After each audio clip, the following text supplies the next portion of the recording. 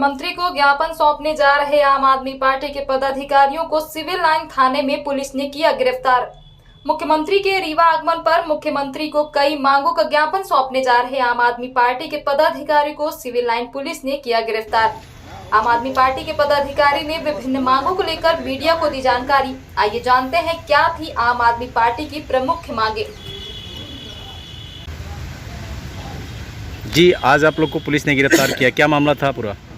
आम आदमी पार्टी जो है हाल ही में रीवा में बलात्कार की छोटी बच्चियों के साथ बलात्कार की घटना को लेकर मुख्यमंत्री से मिलकर के ज्ञापन देना चाह रही थी। इस संबंध में हम लोगों ने पहले पूर्व सूचना से एसडीएम साहब से परमिशन ले रखा था।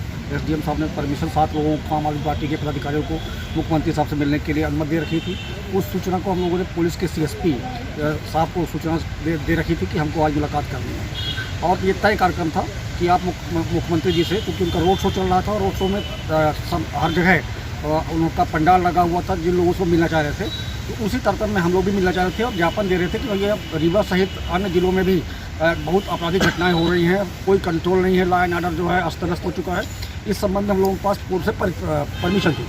फिर हम लोगों को आज जब मिलने के लिए गए हम लोग, तो हम लोगों को डिटेन कर लिया गया और हम लोगों का जो फंडामेंटल राइट्स है कि अगर हम किसी प्रदेश में रह रहे हैं, देश में रह रहे हैं, उस प्रदेश का या देश का मुखिया हमारे ज़िले में आ रहा है और जन कल्याणकारी योजनाओं के बारे में बताने आ रहा है, तो उन समस्याओं को भी हम बताएं जो समस्या विद्यमान है। इस संबंध में हम हमारे पदाधिकारी लोकसभा प्रभारी अमित सिंह जी, हमारे ग्रामीण अध्यक्ष, शहरी अध्यक्ष महर्षि जी और दीपक जी, और लोकसभा सह सचिव प्रमोद शर्मा जी और भक्तराज जी, कई लोग जो है इसमें जो है कार्यक्रम में शामिल हुए। तो जब तक मुख्यमंत्री जी रीवा में रहे आए तब तक हम लोगों को ये सिविल लाइन थाने में बतौर बंदी के तरीके से कि हम कहीं आ भी सकते, कहाँ जा नहीं सकते, इस तरह से हम लोगों को डिटेन किया गया।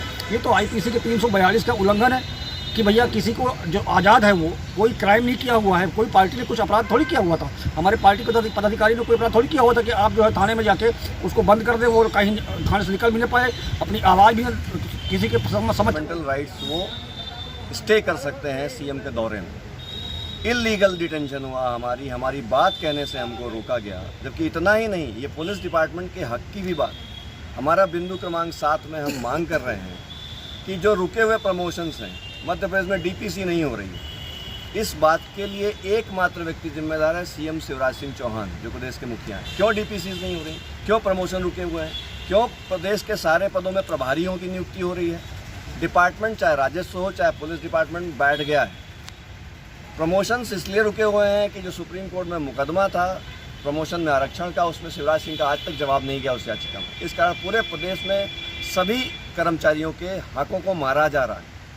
एक पद पर जो भर्ती होता है उसी पद पर रिटायर हो जाता है 40 साल 30 साल की सर्विस करने के बाद। तो ये तो प्रशासन की बात है, ये तो सीएम को सुनना चाहिए। क्या एसपी महोदय अपने विभाग में कार्यरत सभी कर्मचारियों के हित में ही बात कभी बोल पाएंगे चीफ सेक्रेटरी से, कि सीएम से बोल पाएंगे? प्रोटोकॉल उनको अलाउ नहीं करता। तो ये बातें उनके डिपार्टमेंट के जो हित में है वो भी रोक देंगे क्या?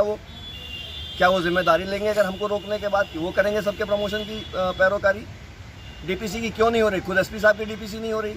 आज वो एसपी के पद पे बैठे हैं, हो सकता है प्रमोशन होता तो आईजी के पद पर होते। स्वयं का हित भी नहीं देख पाते, अपने विभाग में कार्यरत कर्मचारियों के हित में आवाज़ नहीं उठा सकते। इस तरह के शासन को हम आगाह करना चाहते हैं। हमारा काम है, हम विपक्ष हैं। प्रजातंत्र बिना विपक्ष के नहीं चलता, बिना विपक्ष का शासन एनार्की कहलाता है।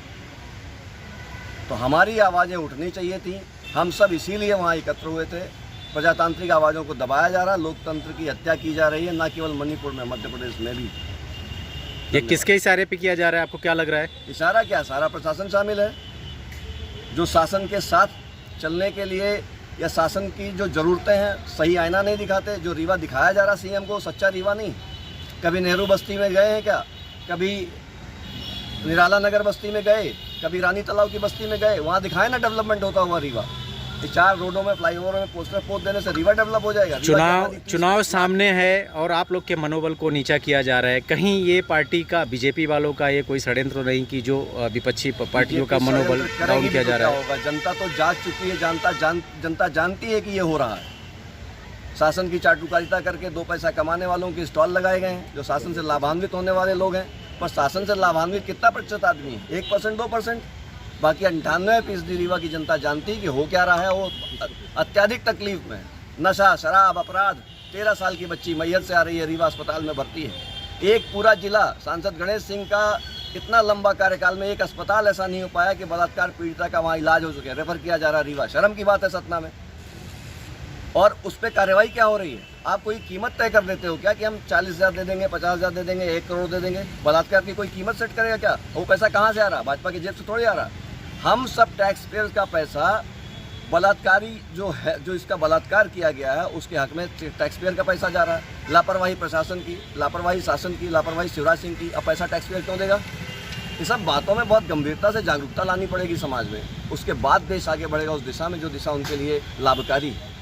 नाम बता दीजिएगा अपना। अमित सिंह, लोकसभा प्रभारी, आम आदमी पार्टी रीवा।